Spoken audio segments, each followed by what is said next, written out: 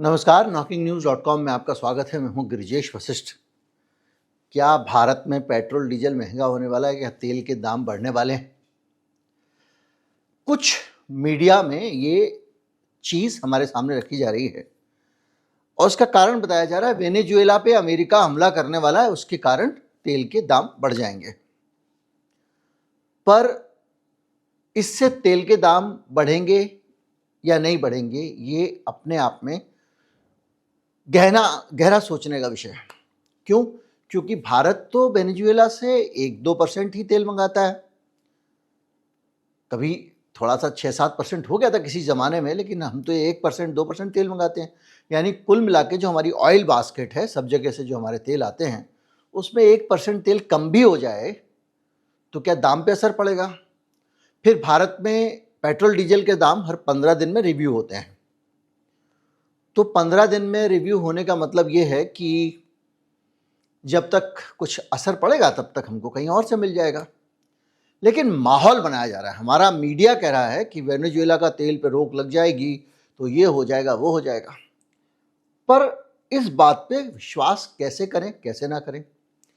तो आप ये कहेंगे कि 1-2% तेल का दाम अगर कम हो जाएगी मात्रा, उससे तो तेल के दाम पे क्या असर पड़ेगा? तो ये बात भी पूरी तरह गलत नहीं है कि तेल के दाम से असर पड़ेगा। कैसे पड़ेगा? क्योंकि वेनेजुएला का जो क्रूड है, क्रूड एक तरह का नहीं होता है, बहुत तरह का होता है, अलग अलग जगहों पे अलग अलग तरह का निकलता है। तो उसका जो हैवी क्रूड ऑयल है वो हमारी रिलायंस की जामनगर रिफाइनरी को बड़ा सूट करता है। हालांकि अब इन्होंने जो है वो रूस का तेल लेना भी बंद कर दिया है और बहुत सारी जगहों से कुछ चल रहा है कुल मिला के। तो क्या फ़र्क पड़ेगा?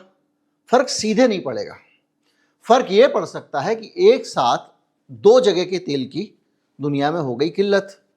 पहले रूस के तेल पे अमेरिका ने सख्ती की, अब भारत भी कम मंगाने लग गया है और धीरे धीरे बाकी जगहों पर भी रूस का तेल जो है उसकी को मंगाना खरीदना लोगों ने बंद कर दिया। वेनेजुएला के तेल पे भी प्रेशर है। तो समस्या ये है कि अब दुनिया में तेल की क्या कमी हो जाएगी जिसकी वजह से दाम बढ़ेगा? तो ये भी नहीं कह सकते। लेकिन अगर इसके कारण, जैसे आपने देखा आजकल बाजार जो है वो धरातल पे नहीं चलता है, वो बस कुछ परसेप्शन पे चलता है, कभी कुछ सेंटीमेंट पे चलता है, तो उसके कारण हो सकता है कि तेल का दाम बढ़ जाए। तेल का उत्पादन ऑलरेडी कम माना जाना चाहिए क्योंकि रूस की सप्लाई भी बंद और अल्टरनेट जो वेनेजुएला है, भारत ने भी कहा था कि हमको उससे करने दो इंपोर्ट, अगर आपने तेल से बंद कर दिया है तो, रूस से बंद कर दिया है। तो अब क्या होगा? तो बड़ा मसला यह है कि क्या इस तरह से दाम बढ़ जाएगा तो भारत में दिक्कत होगी? इसमें भी कई सारे सवाल हैं। तो क्या दुनिया में तेल की कमी होने वाली है? जैसे रूस पे भी रोक लगा दी, वेनेजुएला पे भी लगा दी, तो उसके बावजूद दाम क्यों नहीं गिरा इतना? ये बात सबके मन में आती है। और यहीं पर वो एक ऐसी चीज़ इस पूरी ऑयल इंडस्ट्री से जुड़ी हुई सामने आती है जिसके बारे में बहुत कम लोगों को पता है। दरअसल बड़ी मात्रा में तेल समंदर में खड़ा हुआ है। हाँ, कई डीप सी हमारे जो टैंकर होते हैं और कई नॉर्मल टैंकर होते हैं। कुछ टैंकर ऐसे होते हैं जो उथले तटों पे लग सकते हैं, कई टैंकर ऐसे होते हैं जो गहरे समुद्र वाले तट पे ही लगाए जा सकते हैं। तो दोनों ही तरह के जो टैंकर हैं, उन टैंकरों में भर भर के तेल उत्पादक देश, चाहे वो रूस हो, चाहे वो आपका जो है वेनेजुएला हो, चाहे वो आपका ईरान हो, चाहे वो इराक हो, सब लोग अपना उत्पादन कर करके तेल, इवन अमेरिका अपना शेल ऑयल भी, जबकि अमेरिका के शेल ऑयल को ज़रूरत नहीं है, अभी हम समझेंगे, समुंदर में छोड़ देते हैं। तो समुंदर में क्यों छोड़ते हैं? इसलिए छोड़ते हैं कि अगर मान लीजिए भारत को तेल चाहिए, और क्या वो अपने पास ज़मीन पे इतना तेल इकट्ठा करके रख सकते हैं? नहीं रख सकते। किसी के पास भी इतने तेल के भंडार तो है नहीं। तो ऐसे समझ लीजिए आपके पेट्रोल पंप में ज़्यादा जगह नहीं है पेट्रोल बेचने के लिए, तो आपने ट्रक में भरवा के खड़ा कर लिया। तो ये बड़े बड़े बड़े बड़े बहुत सारे टैंकर, हज़ारों टैंकर, जो दुनिया की सप्लाई महीना, 1.5 महीना, 2 महीना की दे सकते हैं, इतने सारे टैंकर समुंदर में खड़े हैं, या कहे कि समुंदर में तेल उन्होंने स्टोर किया हुआ है। अब स्टोर क्यों करते हैं समुंदर में? इसके कई कारण हैं। एक कारण यह है कि अगर मान लो आज तेल का दाम गिर गया है, मैंने उठा के 2 टैंकर स्टोर कर लिए, और स्टोर करने के बाद में जब दाम ऊपर बढ़ जाएगा तो मैं वो टैंकर उठा के आपको भेज दूंगा।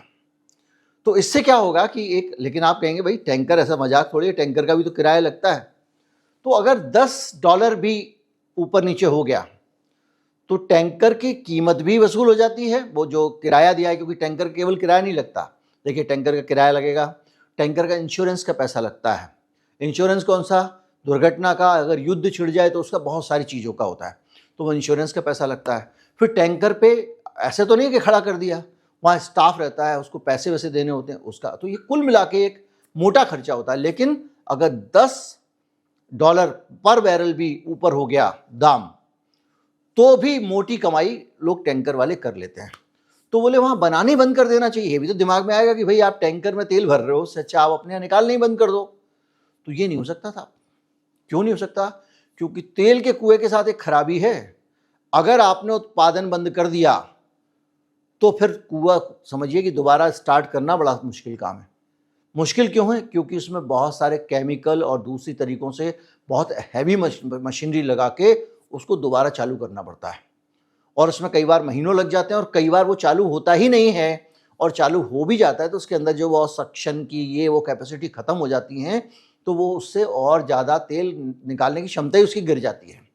यानी आपका एक तेल का कुआं बेकार हो जाएगा अगर आपने उसमें से तेल निकालना बंद कर दिया। तो दुनिया में अगर डिमांड कम हो गई तेल की, तब भी आपको निकालते रहना है।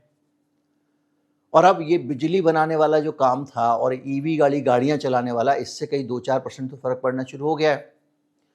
तो तेल बनाने वाली कंपनियों का वो सारा तेल उनको बनाते रहना है, अपने पास रख सकते नहीं हैं, तो वो टैंकरों में लाद के समंदर में छोड़ देते हैं और कोशिश करते हैं कि जब अच्छा दाम आने वाला हो, महीना 2 महीना में ये टाइमिंग देख के, और फिर उसको निकाल देते हैं।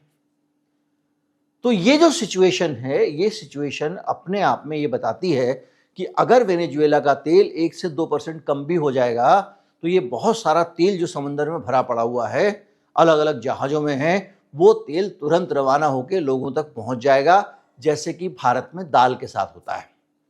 हमारे पास अफ्रीकी देशों से दाल आती है, सिंगापुर में अडानी विल्मर, अब तो विल्मर के साथ पार्टनरशिप अडानी ने छोड़ दी है, सारा उसको दे दिया है।